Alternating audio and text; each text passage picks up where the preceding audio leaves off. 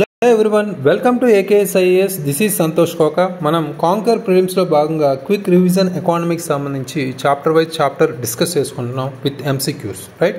So previous క్లాస్లో మనం money market రిలేటెడ్గా డీటెయిల్డ్ ఎక్స్ప్లెనేషన్ ప్లస్ MCQs అనేది డిస్కస్ చేసుకున్నాం. ఈరోజు వీడియోలో క్యాపిటల్ మార్కెట్కి సంబంధించి డిస్కస్ చేసుకుందాం. సో క్యాపిటల్ మార్కెట్ అంటే ఏంటి అంటే, మనం మనీ మార్కెట్లో షార్ట్ టర్మ్ ఇన్స్ట్రుమెంట్స్ని మనం చూసాం, రైట్?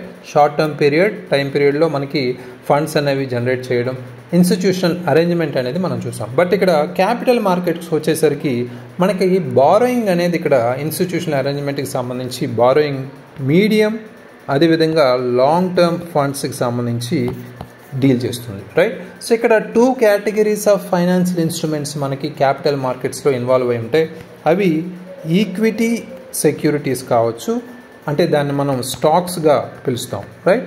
సో అదేవిధంగా మనకి డెబ్ట్ సెక్యూరిటీస్ కావచ్చు, అంటే మనం బాండ్స్ అని పిలుస్తాం, రైట్? సో ఈ రెండు మనకి ఒక 2 కేటగిరీస్ ఆఫ్ ఫినాన్షియల్ ఇన్స్ట్రుమెంట్స్గా క్యాపిటల్ మార్కెట్స్లో ఇన్వాల్వ్ అయి ఉంటాయి, రైట్? సో అంటే ఇక్కడ ఒక బిగ్ ఫైనాన్షియల్ మార్కెట్ ప్లేస్ అనేది ఆలోచించండి. ఇక్కడ ముఖ్యంగా క్యాపిటల్ మార్కెట్స్ అంటే ఒక పెద్ద క్యాపిటల్ అంటే ఇన్వెస్ట్మెంట్ సంబంధించి మనకి ఫినాన్షియల్ ఇన్స్ట్రుమెంట్స్ మనం ఇన్వాల్వ్ అయ్యే ఒక బిగ్ ఫైనాన్షియల్ మార్కెట్ ప్లేస్గా మనం ఆలోచిస్తే, ఇక్కడ పీపుల్ ఇన్వెస్ట్ చేస్తారు మనీ ఫ్యూచర్ ప్రాఫిట్స్ కోసం. అదేవిధంగా బిజినెసెస్ అనేవి మనీని ఎక్స్పాండ్ అనేవి చేస్తాయి, రైట్? అంటే ఇక్కడ ఎక్స్పాండ్ అవ్వడానికి మనీ అనేది వస్తుంది ఇలా ఇన్వెస్ట్మెంట్కి సంబంధించి, రైట్? సో అంటే ఇక్కడ బిగ్ ఫినాన్షియల్ మార్కెట్ ప్లేస్ని మనం క్యాపిటల్ మార్కెట్గా మనం చూసుకోవచ్చు, రైట్? సో ఇందులో 2 మెయిన్ సెగ్మెంట్స్ అనేవి ఉంటాయి క్యాపిటల్ మార్కెట్లో.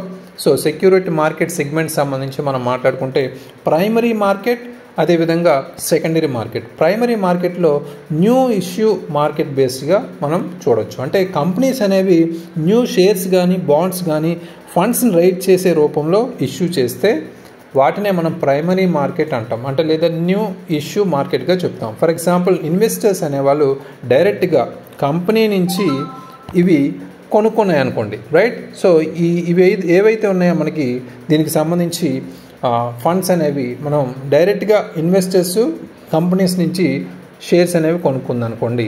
లైక్ మనం ఇక్కడ ఫర్ ఎగ్జాంపుల్ IPOగా చెప్పుకోవచ్చు. IPO అంటే ఏంటి? మన ఇనీషియల్ పబ్లిక్ ఆఫరింగ్. అంటే ఏంటి మీనింగ్? ఇనీషియల్ పబ్లిక్ ఆఫరింగ్ అంటే ఒక కంపెనీ వాటి యొక్క షేర్స్ పబ్లిక్కి ఫస్ట్ టైం అమ్మే సందర్భంలోనే మనం ఇనీషియల్ పబ్లిక్ ఆఫరింగ్గా మనం చెప్తాం. అంటే ఏంటి?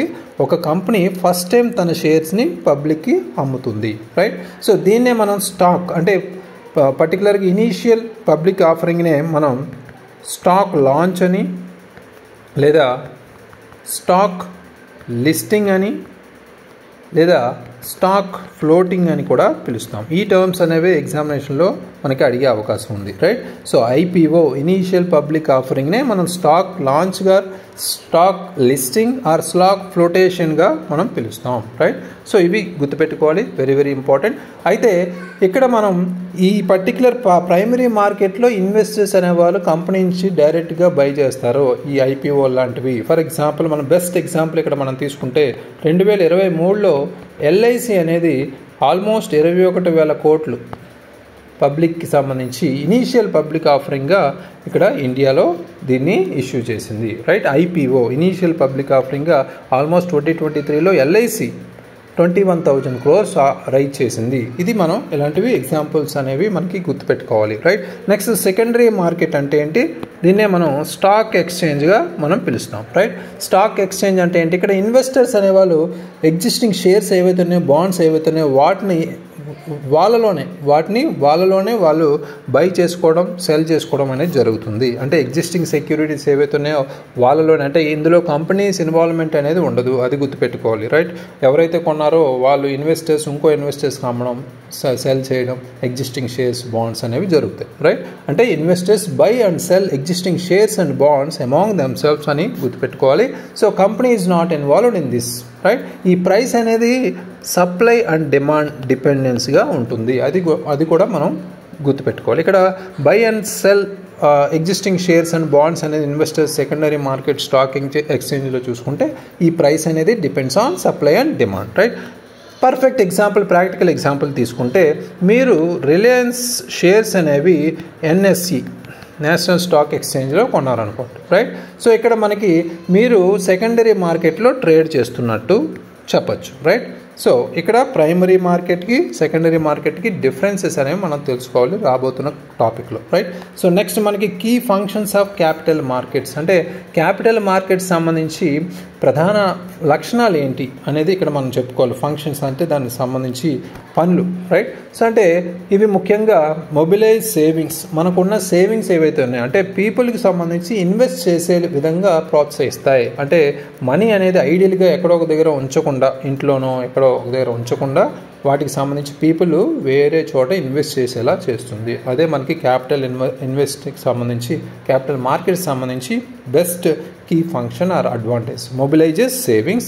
నెక్స్ట్ మనకి క్యాపిటల్ ఫార్మేషన్, అంటే ఇక్కడ economic growth of industries or agriculture అనేది ఇంప్రూవ్ అవ్వడానికి ఉపయోగపడుతుంది అనేది కూడా ఇక్కడ చెప్పుకోవచ్చు. నెక్స్ట్ మనకి ప్రొవైడ్స్ ఇన్వెస్ట్మెంట్ అవెన్యూ, అంటే ఇక్కడ మనకి లాంగ్ టర్మ్ ఇన్వెస్ట్మెంట్ ఆపర్చునిటీస్ కూడా ఇది మనకి కలిగిస్తుంది అనేది కూడా చెప్పుకోవచ్చు. దీంతోపాటు మనకి ఏదైతే బిజినెసెస్ ఉంటాయో వాటికి సంబంధించి గ్రోత్ను కూడా పెంచే అవకాశం ఉంది. బిజినెసెస్ అనేవి ఫండ్స్ తీసుకోవచ్చు ఎక్స్పాన్షన్ కోసం. అదేవిధంగా లిక్విడిటీని కూడా మనకి ఎక్కువగా చూపిస్తుంది. అంటే ఇన్వెస్టర్స్ అనేవాళ్ళు ఇక్కడ సెల్ చేసుకోవచ్చు, బై చేసుకోవచ్చు ఈజీగా, రైట్? అదేవిధంగా కంటిన్యూస్ ఫ్లో ఆఫ్ ఫండ్స్ అనేవి ఇక్కడ మనం చూడొచ్చు. సో తద్వారా లిక్విడిటీ అనేది మేనేజ్ చేసుకోవచ్చు, రైట్? సో నెక్స్ట్ మనకి ఇక్కడ differences between primary and secondary markets అనేవి ఇక్కడ తెలుసుకోవాలి, రైట్? సో అంటే ఇక్కడ ఇందాక చెప్పుకున్నాం ప్రైమరీ మార్కెట్ అంటే ఏంటి, సెకండరీ మార్కెట్ ఏంటి. అయితే ఈ డిఫరెన్సెస్ ఏంటి, ఆ బేసిస్లో ఏ బేసిస్లో ఈ డిఫరెన్సెస్ అనేవి తీసుకోవచ్చు అంటే సెక్యూరిటీస్ ట్రేడెడ్, ఇక్కడ న్యూ సెక్యూరిటీస్ అనేవి ఇష్యూ చేయబడతాయి కంపెనీస్ ద్వారా. అదే మనం ప్రైమరీ మార్కెట్లో మనకు జరుగుతుంది. అదేవిధంగా సెకండరీ మార్కెట్లో ఎగ్జిస్టింగ్ సెక్యూరిటీ ఏవైతే ఉన్నాయో కంపెనీ ఇన్వాల్వ్మెంట్ లేకుండా ఇక్కడ జరుగుతాయి, రైట్? ట్రేడింగ్ అనేది. నెక్స్ట్ మనకి బయ్యింగ్ అండ్ సెల్లింగ్ ఎలా జరుగుతుంది, only buying of new securities అని ఇక్కడ గుర్తుపెట్టుకోవాలి. బయ్యింగ్ ఆఫ్ న్యూ సెక్యూరిటీస్ అనేవి ఇక్కడ గుర్తుపెట్టుకోవాలి. నెక్స్ట్ ఇక్కడ బయ్యింగ్ అండ్ సెల్లింగ్ రెండూ అవుతాయి, బట్ ఇక్కడ సెల్లింగ్ అనేది అవ్వదు, అది గుర్తుపెట్టుకోవాలి, రైట్? నెక్స్ట్ పర్పస్ ఏంటి, ఇష్యూడ్ బై ద కంపెనీ. ఇక్కడ ముఖ్యంగా కంపెనీస్ రైజ్ క్యాపిటల్ డైరెక్ట్లీ అనేది ఇక్కడ అర్థం చేసుకోవాలి. ఇక్కడ ఓనర్షిప్ అనేది ఎక్స్చేంజ్ బిట్వీన్ ఇన్వెస్టర్స్ అనేది, ఇన్వెస్టర్స్ అనేవాళ్ళు ఓనర్షిప్ అనేది ఎక్స్చేంజ్ చేసుకుంటారు, అది purpose main. Next capital formation, directly helps capital formation, ఇది మనకి డైరెక్ట్గా ప్రమోట్ చేస్తుంది క్యాపిటల్ ఫార్మేషన్ సంబంధించి, అది కూడా మనకి ఇంపార్టెంటే. నెక్స్ట్ ఇండైరెక్ట్లీ ప్రమోట్స్, ఇక్కడ క్యాపిటల్ ఫార్మేషన్ అనేది లిక్విడిటీ ప్రొవైడ్ చేస్తుంది కానీ క్యాపిటల్ ఫార్మేషన్కి ఇండైరెక్ట్గా మనకి హెల్ప్ చేస్తుంది అనేది గుర్తుపెట్టుకోవాలి. నెక్స్ట్ ప్రైస్ డిటర్మినేషన్, అంటే ఇక్కడ ప్రైస్ అనేది ఎవరు ఫిక్స్ చేస్తారు, కంపెనీ మేనేజ్మెంట్. బట్ ఇక్కడ సెకండరీ మార్కెట్లో సప్లై అండ్ డిమాండ్ బట్టి ప్రైస్ అనేది చేంజ్ అవుతూ ఉంటుంది, రైట్? నెక్స్ట్ లొకేషన్, ఇక్కడ ఫిక్స్డ్ లొకేషన్ అంటూ ఏముండదు ప్రైమరీ మార్కెట్కి సంబంధించి, బట్ ఇక్కడ స్పెసిఫిక్ లొకేషన్ అంటూ ఉంటుంది డిపెండ్ ఆన్, అంటే ఫిక్స్డ్ ఎక్స్చేంజెస్ అనేవి మనకి నేషనల్ స్టాక్ ఎక్స్చేంజ్ కావచ్చు లేదా బాంబే స్టాక్ ఎక్స్చేంజ్ కావచ్చు, ఇలా మారుతుంటాయి, రైట్? సో అయితే నెక్స్ట్ ఇంపార్టెంట్ మనకి రోల్ ఆఫ్ స్టాక్ ఎక్స్చేంజెస్ సంబంధించి మనకి ఇక్కడ రోల్ ఏంటి అనేది తెలుసుకోవాలి. స్టాక్ ఎక్స్చేంజ్ అంటే ఏంటి, ఇక్కడ ఎగ్జిస్టింగ్ సెక్యూరిటీస్ ఏవైతే ఉన్నాయో వాటిని ట్రేడ్ చేయడానికి ఒక ప్లాట్ఫామ్ మనకు కావాలి, దాన్నే మనం స్టాక్ ఎక్స్చేంజ్ అంటాం. అంటే మనం ఫర్ ఎగ్జాంపుల్ షేర్స్ ఉంటాయి, బాండ్స్ ఉంటాయి, అదేవిధంగా గవర్నమెంట్ సెక్యూరిటీస్ ఉంటాయి, వీటన్నింటినీ మనం ఎగ్జిస్టింగ్ సెక్యూరిటీస్గా మనం చెప్తాం, రైట్? వీటిని ట్రేడ్ చేయడానికి ఉపయోగించే ప్లాట్ఫామే స్టాక్ ఎక్స్చేంజ్గా మనం పిలుస్తాం, రైట్? ఫర్ ఎగ్జాంపుల్ ఇక్కడ మనకి బాంబే స్టాక్ ఎక్స్చేంజ్ BSE చెప్పచ్చు, లేదా నేషనల్ స్టాక్ ఎక్స్చేంజ్ అనేవి మనకి పర్ఫెక్ట్ స్టాక్ ఎక్స్చేంజ్ ఎగ్జాంపుల్గా చెప్పుకోవచ్చు, రైట్?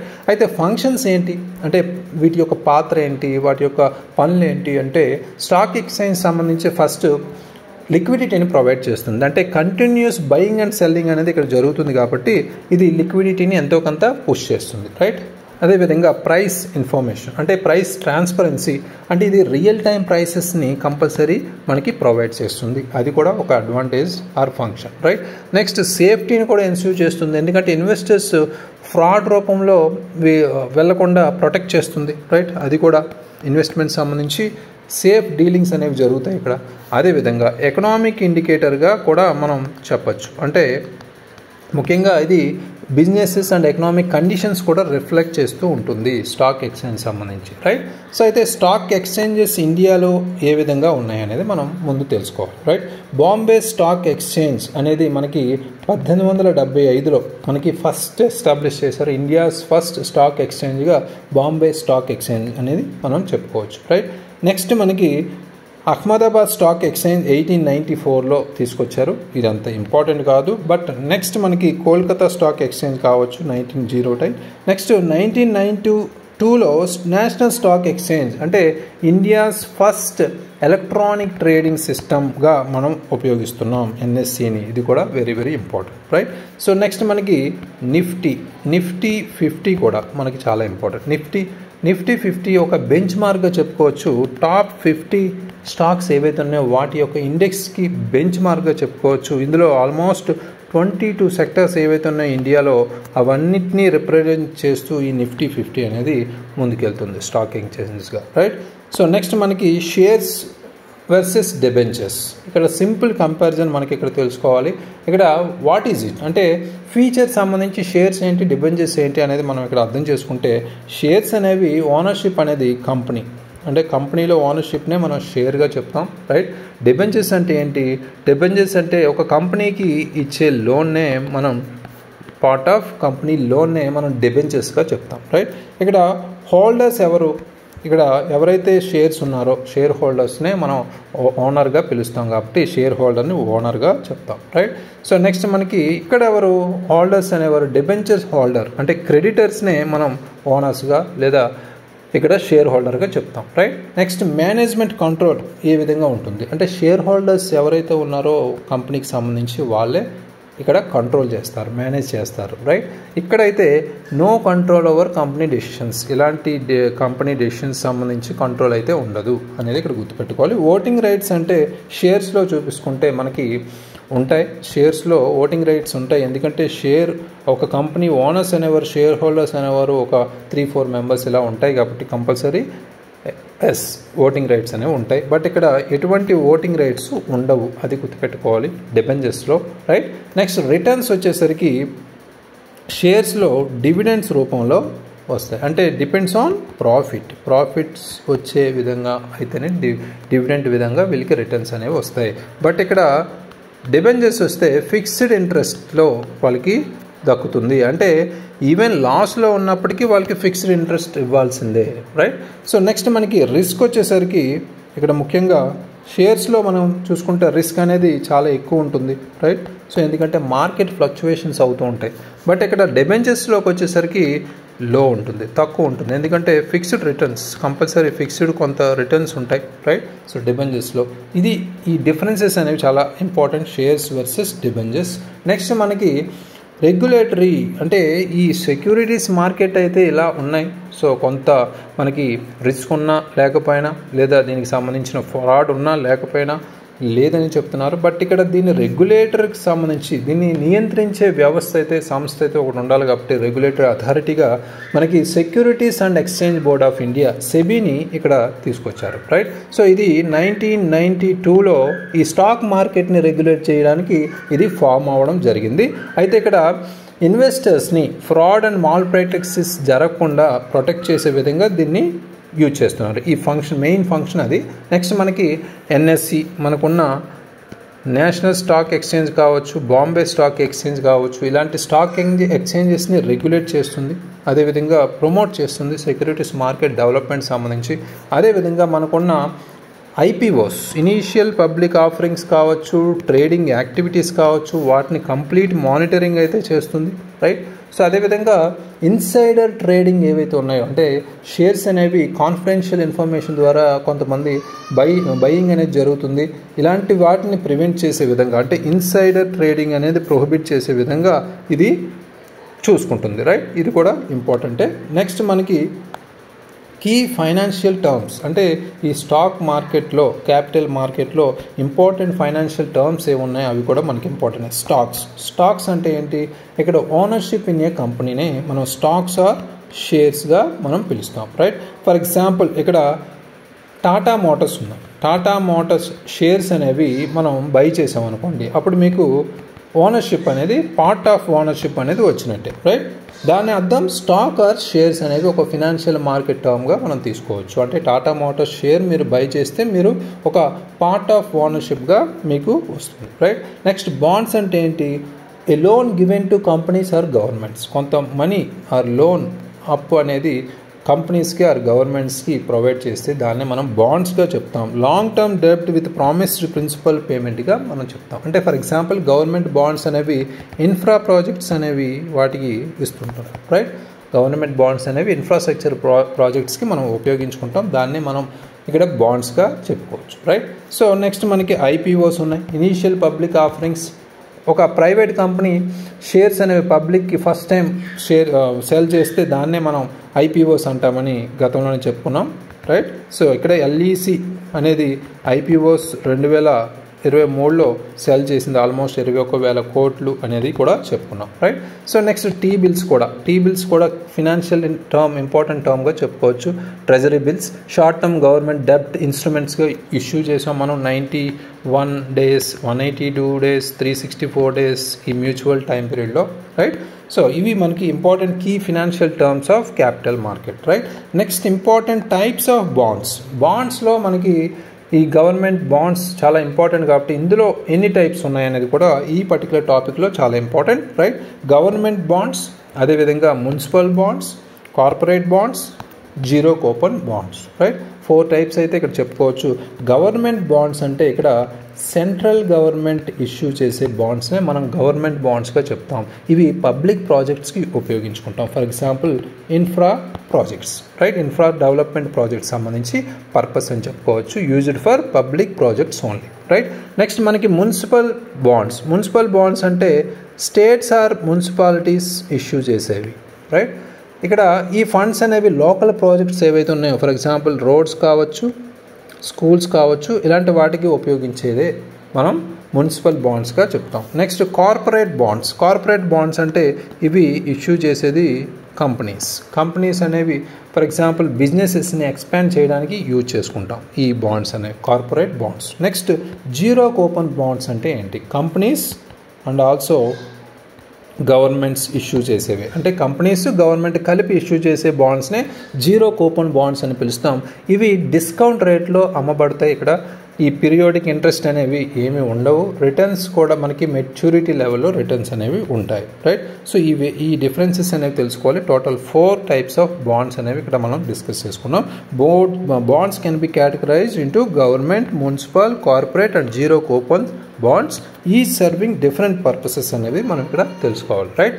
సో నెక్స్ట్ మనం ఒక ఈ పర్టికులర్ క్యాపిటల్ మార్కెట్ సంబంధించి టోటాలిటీ మనం ఒక real life example for better understanding మనం తెలుసుకుంటే, ఒకసారి ఇమాజిన్ చేసుకోండి, మీరు ఒక బిజినెస్ అనేది స్టార్ట్ చేస్తున్నారు, రైట్. ఈ బిజినెస్ సంబంధించి స్టార్ట్ చేశారు. ఈ బిజినెస్ సంబంధించి ఎక్స్పాన్షన్ కోసం మీకు 10 కోట్లు అవసరం వచ్చింది, రైట్. ఈ 10 కోట్లకు సంబంధించి మీరు ఏం చేస్తారు? ప్రైమరీ మార్కెట్కి వెళ్తారు. ప్రైమరీ మార్కెట్కి వెళ్ళి మీరు షేర్స్ అనేవి ఐపీఓకి సంబంధించి, అంటే ఇనీషియల్ పబ్లిక్ ఆఫరింగ్ సంబంధించి ఇష్యూ చేస్తారు. షేర్స్ అనేవి ఎందుకు? ఫండ్స్ రైజ్ చేయడానికి. అప్పుడు ఏం చేస్తారు? పబ్లిక్ ఈ షేర్స్ అనేవి కొని ఇన్వెస్టర్స్ అనేవి ఈ షేర్స్ అనేవి కొంటారు. కొన్నప్పుడు ఏమవుతుంది? కొన్ని రోజుల తర్వాత, అంటే కొన్ని నెలల తర్వాత ఒక ఇన్వెస్టర్ అతను అమ్మాలనుకుంటాడు. అప్పుడు ఏం చేస్తారు? ఇమీడియట్గా సెకండరీ మార్కెట్కి వెళ్తారు, అంటే స్టాక్ ఎక్స్చేంజ్కి వెళ్ళి అక్కడ అమ్మడం జరుగుతుంది, సెల్లింగ్ అనేది జరుగుతుంది. ఈ సెల్లింగ్ ప్రైస్ అనేది depends on demand and supply, right. Supply and demand మీద డిపెండ్ అయి ఉంటుంది స్టాక్ ఎక్స్చేంజ్లో. బట్ ప్రైమరీ మార్కెట్లో మీరు ఇష్యూ చేసిన షేర్స్ వయా ఐపీఓ, అంటే ఇనీషియల్ పబ్లిక్ ఆఫరింగ్ సంబంధించి ఫండ్స్ రైజ్ చేయడానికి మీరు రైజ్ చేశారు. అయితే ఇన్వెస్టర్స్ ఇమీడియట్గా ఈ షేర్స్ని కొనడం, తర్వాత కొన్ని నెలల తర్వాత వీటిని ఇన్వెస్టర్స్ అమ్మడం, సెకండరీ మార్కెట్లో అమ్మడం జరుగుతుంది. Price depends on demand and supply. వీటన్నిటినీ మనం ఎవరు నియంత్రిస్తారు? SEBI, right. Securities and exchanges board of India all transactions ఏవైతే ఉన్నాయో, ఇక్కడ జరుగుతున్న ట్రాన్సాక్షన్స్ అన్నీ ఫెయిర్గా జరిగేలా, లీగల్గా జరిగేలా ప్రొటెక్ట్ చేయడం, నియంత్రించడం, మానిటర్ చేయడం అనేది సెబీ యొక్క బాధ్యత, రైట్. సో అయితే ఫైనల్ టేక్ అవేస్ ఈ చాప్టర్ నుంచి మనం ఏం అర్థం చేసుకోవచ్చు అంటే, క్యాపిటల్ మార్కెట్స్ అనేవి చాలా ఎసెన్షియల్ ఎకనామిక్ గ్రోత్కి సంబంధించి అనేది ఒక ఇంపార్టెంట్ పాయింట్, రైట్. అదేవిధంగా ప్రైమరీ మార్కెట్స్ ఏవైతే ఉన్నాయో కంపెనీకి మనీ రైజ్ చేయడానికి చాలా ఇంపార్టెంట్. అదేవిధంగా సెకండరీ మార్కెట్స్ అనేవి లిక్విడిటీ మెయింటైన్ చేయడానికి ఇంపార్టెంట్, రైట్. సో అయితే రెండు ఇంపార్టెంట్ మనకి. నెక్స్ట్ సెబీ, ఇక్కడ securities and exchanges market of India, bureau of India ఏదైతే ఉందో అవి ఇక్కడ జరుగుతున్న ఎవ్రీథింగ్ రెగ్యులేట్ చేస్తూ ఉంటుంది. ఫెయిర్ ప్లే, ఇది ఫెయిర్గా లీగల్గా జరిగే విధంగా చూసుకుంటుంది. Next stock market reflect the economic health, అంటే మన యొక్క ఇండియాకి సంబంధించి ఎకానమీ హెల్త్ ఏదైతే ఉందో దాన్ని రిఫ్లెక్ట్ చేస్తూ ఉంటాయి స్టాక్ మార్కెట్స్ ఎప్పటికప్పుడు, right. For example Sensex and Nifty ఏవైతే ఉన్నాయో అవి పెరిగాయి అనుకోండి, ఎకానమీ అనేది ఆటోమేటిక్గా పెరుగుతుంది. బూమింగ్, ఎకానమీ ఈజ్ బూమింగ్ అని చెప్పుకోవచ్చు, రైట్.